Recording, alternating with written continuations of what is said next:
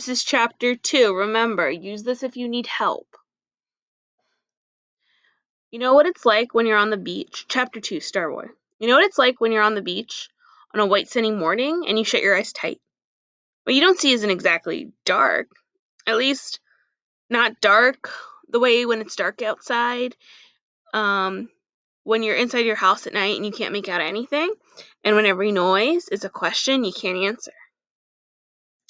What you see when your eyes are closed during the day is something different. It's deep water, a pond draped with shade. I don't know what makes it happen, the fins of a tiny fish, or their eyes, or the sparkle of agates. Remember, those are the tiny rocks we talked about. But there are lights moving down there. Something to watch. If it's the same on a night where there's no moon and you look straight into the sky, the more you watch, the more you can see. Grains of white sand, it looks like, and sometimes one drops so fast you can hardly follow it before it's lost. What I don't like is nothing. I mean, I like everything. I don't mean I like everything because I don't. I don't like it when my sister wakes me up. I don't like to eat fish with too many bones. I don't like those hungry bugs so small that you don't know that they're there until they bite you. Mostly I don't like nothing. Nothing.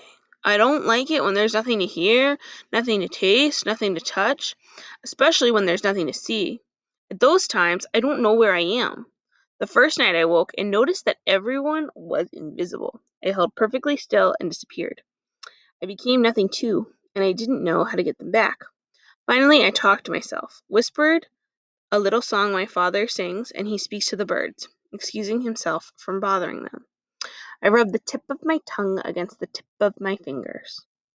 I touched the tip of my tongue to my lips and tasted the salt from the ocean as I waited the next day until the day remembered us and returned. Why are you awake so early? My mother asked me that morning. Are you becoming the same kind of flower as your sister, the kind that bends to the east and calls the sun? I don't like being anything like my sister. The fact that who in fact is called Morning Girl, because she gets up before everyone else. So I told a different story. I don't need to sleep anymore, I said. That's too bad. Mother shook her head and smothered my hair flat. How will you dream if you don't sleep? How will you hear yourself?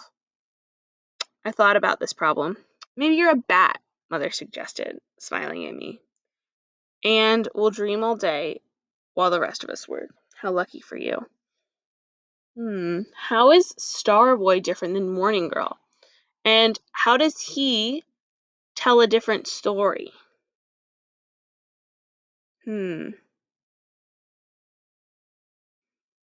I thought of bats.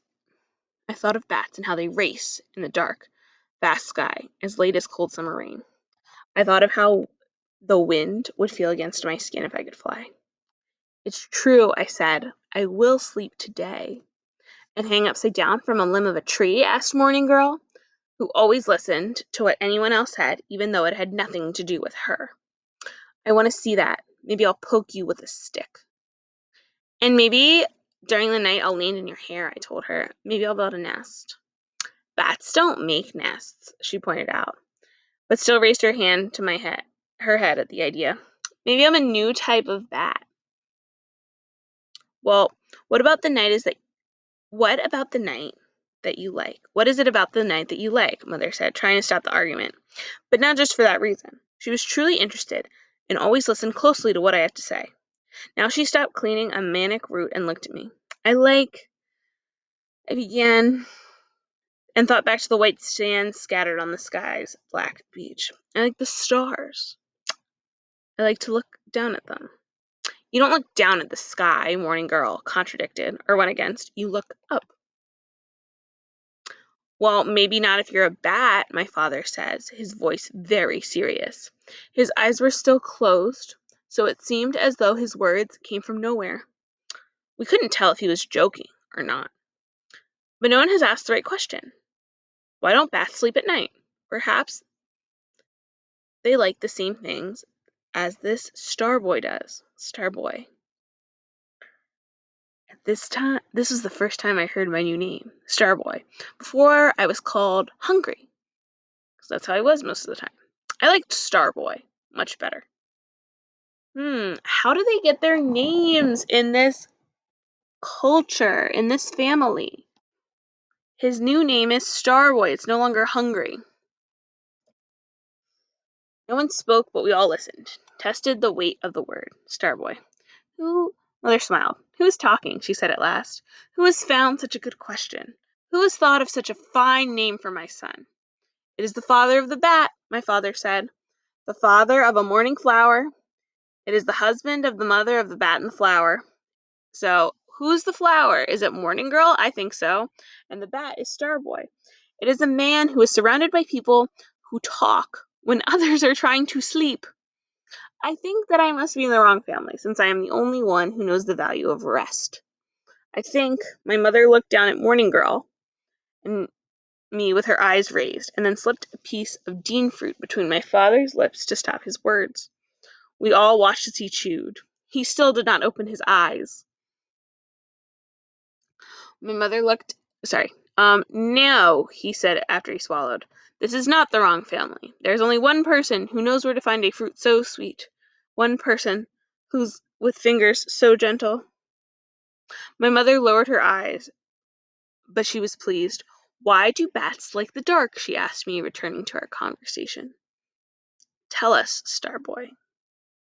When she used my new name, I knew it was now mine for good.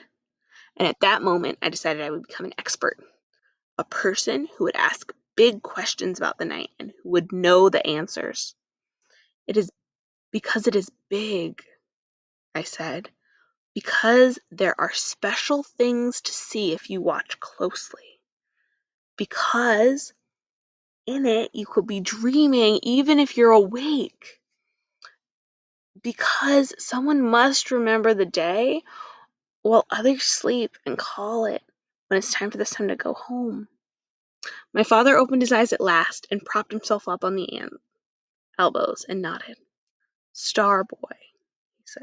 Okay, so we learned a lot. I want us to think, what kind of character is Starboy? What do we see?